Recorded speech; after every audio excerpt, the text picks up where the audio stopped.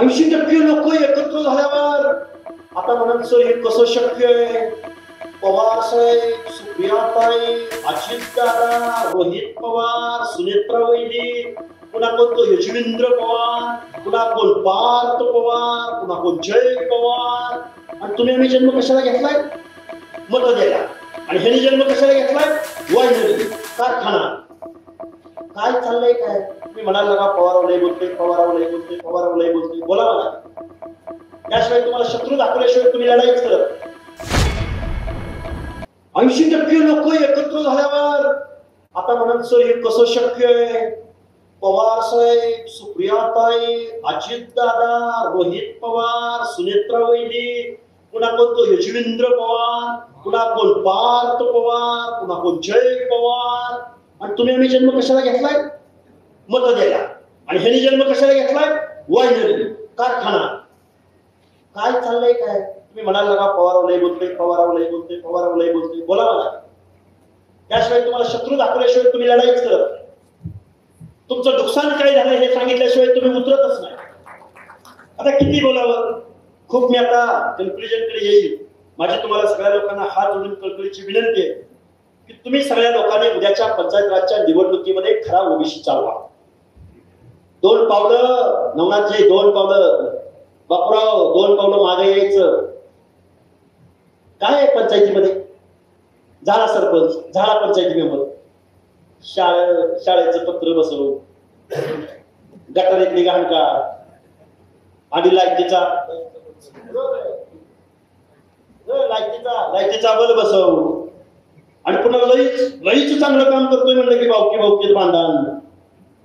अरे लग्नाला गडी जात नाही, गाव एकाच जाते, पण भावकीत पाहुण्याला वेळात आडनावात भांडणं.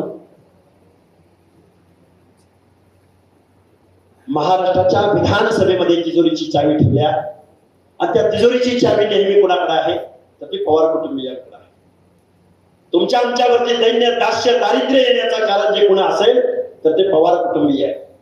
ते कधीही सत्तेच्या बाहेर नव्हते नाहीत.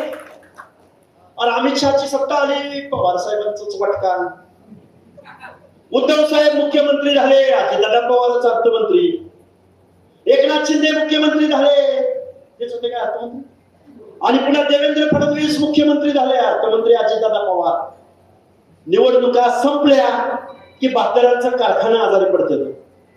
कारखाना आजारी पडलं, 100 कोटी, 125 कोटी, 75 कोटी, 150 कोटी. आणि तुमच्या आमच्या आश्रमशाळाला स्कॉलरशिपला पैसे नाहीत मिळणार. तुमच्या पोरांनी शिकायचं नाही. एखाद्या घिसाड्याचा कारखाना आहे, कोणी हातवर करून सांगता का मला? एखाद्या सुकारानं चिलिंग प्लांट टाकलाय, कोणी हातवर करून सांगता का? एखाद्या नाभिकानं सूतगिरणी काढली, कोणी हातवर करून सांगता का? आणि हे झाले पण ते अनुते. आणि पण बहुसंख्येने असणाऱ्या धनगर, माळी, वंजारी असं एखादा दुसरा अपवाद मला हातवर करून सांगता का कारखाना काढला? जिब्यांना सांगा बरं तुमचे कारखाने किती? आईच्यानं सांगायचं. महाराष्ट्रामध्ये तुमचे फूट पाडायचे ना, अरे मायाडी धनगराडी वंजारी खाल्लंय, तुम्हाला काही मिळून दिलं नाही. अरे 1% बजेट दिलंय तुम्ही आजपर्यंत. काय खाल्लं असेल लिंगायचं? काय खाल्लं असेल वंजारानं? माझी गावगाड्यामधल्या ओबीसींना माझी हात जोडून कळकळीची विनंती आहे, तुमचं आरक्षण आज रोजी केलंय, हे आरक्षण वाचवायला फुले शाहू आंबेडकर परत जन्माला येणार नाहीत. तुम्हाला परत या महामानवाचे विचार डोळ्यासमोर ठेवून तुम्हाला रस्त्यावर उतरावं लागेल. तुमच्या हक्क अधिकाराचं हे आरक्षण वाचवावं लागेल. इथल्या राज्यकर्त्या लोकांना, विस्थापितांचा लढा, आणि बघा हो माहितीये का, दिल्लीमध्ये अरविंद केजरीवाल नावाचा माणूस होता. अरे एमपीएससी करणारी पोरं त्यांना विधानसभेची तिकीट दिली. त्यांनी स्पर्धा परीक्षेची पोरं अभ्यास करायला लागलेल्या पोरांना तिकीट दिली, ते आमदार झाले. पंजाब मध्ये महाराष्ट्रापेक्षा वाईट परिस्थिती पंजाब मध्ये होती. पंजाब मधल्या एका घराच्या बाहेर आमदार खासदार कधी जात नव्हते. सगळ्या लोकांना पराभूत करून तो मान नावाचा मुख्यमंत्री तिथे त्यांनी दिला की नाही? गावगाड्यामध्ये तुम्ही आम्ही बहुसंख्येने आहोत, मायक्रो नाही तर मेजर आहोत. ओबीसीचा हा कॉन्सेप्ट आपण सत्यात उतरूया. माझ्या आज जेजुरी गडावरती या दसरा मेळाव्याच्या निमित्तानं नवनाथजी बापूराव, तुम्ही सगळ्या लोकांनी हा जो संकल्प सोडला, आपण या मल्हार चरणी, खंडोबाच्या चरणी आपण तळी उचलूया आणि 18 पगड जातीच्या लेकीची हात देऊया. आता काही म्हणाल हे काल्पनिक आहे, हे कुठं सत्यात येतं का, ह्यांचं काय हाय, हे कुठं होत असतं का? अरे काशीराम नावाच्या माणसानं काय कारखाने होते का, त्यांच्याकडे पैसे होते का? नोकरदार वर्गानं त्यांच्या पाठीशी ठामपणे उभं राहण्याचा निर्णय घेतला आणि कुठं पॅम्पलेट छाप, कुठं काय छाप, कुठं उसावा घे, कुठं काय कर. त्या उत्तर प्रदेशमध्ये 4 वेळा मुख्यमंत्री बनवण्याचं काम त्यांनी केलं. काय आपण खाली कर्नाटकमध्ये सिद्धरामय्या आहे, त्यामुळे खूप काही बोलता येण्यासारखं आहे, खूप काही बोलू शकतो. सभेमध्ये वेगळं बोलावं लागतं. माझ्या पत्रकार बांधवांना माझं सांगणं आहे, तुम्ही सभेमध्ये वेगळं बोलावं लागतं, बाईटमध्ये वेगळं बोलावं लागतं, डिबेटमध्ये वेगळं बोलावं लागतं. आता तुम्ही ठराव मांडलेले आहेत नावाची, जिल्ह्याचा ठराव तर आहेच. अरे आपण सत्तेमध्ये जाऊ, आपण युनिव्हर्सिटी उभ्या करू. अहो राजर्षी शाहू महाराजांच्या नावानं मायावती मुख्यमंत्री झाली, त्याच वेळी तिथं युनिव्हर्सिटीला नाव दिलं गेलं ना राजर्षी शाहू महाराजांचं. डॉक्टर बाबासाहेब आंबेडकरांना भारतरत्न पुरस्कार कुणी दिला? भारतरत्न पुरस्कार विश्वनाथ प्रताप सिंग नावाच्या माणसाला दिला. तुमच्या आमच्या मधल्या ओबीसीच्या नेतृत्वावरती अजिबात अविश्वास किंवा कुठंही अंडर एस्टिमेट होईल असं बोलायचं नाही. मुंडे बंधू भगिनी निश्चित बोलतील, आमचे भुजबळ साहेब निश्चित बोलतील, ते भूमिका घेत आले. आता घरात भावात भांडायची वेळ नाही. शेवटचं एक वाक्य सांगतो आणि माझं मनोगत थांबवतो.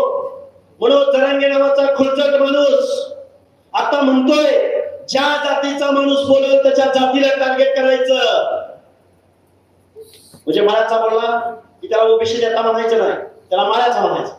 धनगराचा बोलला की त्याला ओबीसी नेता म्हणायचं नाही, त्याला धनगराचा म्हणायचं. म्हणजे तुम्ही आजपर्यंत काय झकमारी केली? हेच केलंय ना. धनगराला एसटीचं आंदोलन उभं करायला लावायचं, बंजाराला म्हणायचं तुम्ही एसटीचं आंदोलन उभं करा. त्या बीडमध्ये, त्या जालन्यामध्ये आंदोलन उभं राहिलं. पंडित, हा सोळंकी, हे शरद पवारांचे चेहरे चपाटे. अरे आम्ही बारामतीमध्ये आम्ही उपोषण केलं 2014ला. 9 दिवस आम्ही तिथे उपोषणाला बसलो होतो. आता बारामतीचा साधा नगरसेवक सुद्धा तिथे आला नाही अण्णा. आणि काल परवा आमचा दीपकराव बोराडे एसटीच्या आंदोलनाला बसला. त्यांच्या आंदोलनाचे खासदारांचे रांग लागले, रांग. काय पाहिजे दीपकराव, कसं करायचं दीपकराव, आम्ही तुमच्या पाठीशी आहे. अरे तुम्ही आजपर्यंत आमच्या बापजात्यांच्या, आमच्या हक्काधिकारांचं, आमचं शोषण तुम्ही केलं. त्यावेळी आमचा प्रश्न तुम्हाला दिसला नाही. आता ओबीसी मध्ये फूट कशी पाडायची? धनगराला वेगळं पाडायचं, बंजाराला वेगळं पाडायचं, भुजबळ साहेबांना शिवाय दिले की भुजबळांना वेगळं पाडायचं. बाबांनो, आता जातीमध्ये भांडायची वेळ नाही.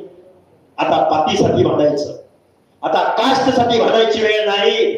आता ओबीसी क्लास साठी भांडावं लागेल.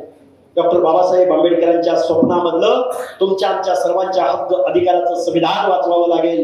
खूप काही बोलता येण्यासारखं आहे. तुम्ही सर्व लोकांनी शांत चित्ताने आमचं मनोगत ऐकून घेतलं, त्याबद्दल मी तुमचा आभार व्यक्त करतो. आणि जाता जाता सांगतो की इथं सर्व प्रवर्गातली लोक आले.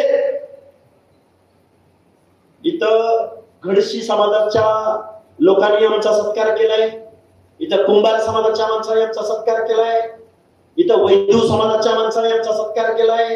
मग इथं बसलेले आमचे शिवानंद जे आहेत, आमचे मंगेशराव जे आहेत, सगळी माणसं आहेत. आता नाव कोणाची नाही पण लिहिलेली, तुम्ही कुणी राग मानू नका.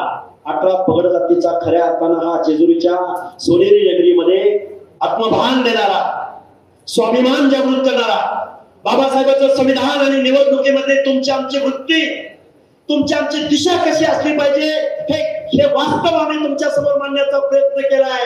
शेवटी बाबासाहेब म्हणले होते, हे संविधान जर योग्य माणसाच्या हातात गेलं तर परत भारत देश नंदनवन होईल. पण हेच संविधान जर जातीयवादी लोकांच्या, पाहुण्या रावळ्यांच्या हातामध्ये गेलं तर इथल्या दीनदलितावरती, ओबीसी वरती परत भीक मागायची वेळ येईल, असं डॉक्टर बाबासाहेब आंबेडकरांना म्हणायचं होतं. आता इथल्या राज्यकर्त्या लोकांनी तुमचं आमचं काय केलंय हे तुम्हाला आम्हाला सगळं माहिती आहे. तुम्ही सगळ्या लोकांनी शांत चित्ताने बोलायचं तो वेगळंच बरं का. नाही इतिहास सांगायचा होता, गुंतरसोन थायमन सांगायचा होता, खूप पशुपालकांनी काय केलं ते सांगायचं होतं, संस्कृती सांगायची होती. भव्य मेळावा. अहो पुढच्या वर्षीचा मेळावा दसऱ्याचा हा सभागृहात नाही, पुढच्या वर्षीचा मेळावा हा चौकात पालखी मैदानावर, आणि पालखी मैदानावरची जागा पुरी करणार, स्क्रीन लावावी लागणार. अरे जेजुरीच्या खंडोबाच्या नगरीमधला हा मेळावा आहे असा तसा अजिबात नाही. तुम्ही ज्या उमेदीनं हा कार्यक्रम घेतला, तुमच्या बरोबरच्या सगळ्या सहकार्यांना अभिवादन, आभार मानतो त्यांचं. आणि हा ओबीसीचा लढा असाच चालू राहील. मंगेशजी ठामपणाने आपल्याला पुढे जायचंय. आपलं जनरेशन एक आहे, त्यामुळं अरे महाराष्ट्र म्हणजे काय आम्ही सांगू. तुम्ही लय राज्यकारणाच्या जोरावर उड्या मारताय ना, एक एक दिवस नाही तर तुमच्या कारखान्याचे थोराडे, नाही तर जमीनदोस्त केले तर महाराष्ट्रामध्ये क्रांती काय असते आणि बाबासाहेबांच्या लोकशाहीच्या मताचा अधिकार काय असतो आम्ही तुम्हाला येऊ घातलेल्या कालावधीमध्ये निश्चित सांगू. धन्यवाद. जय मल्हार, जय हिंद, जय भारत, जय भीम, जय ज्योती.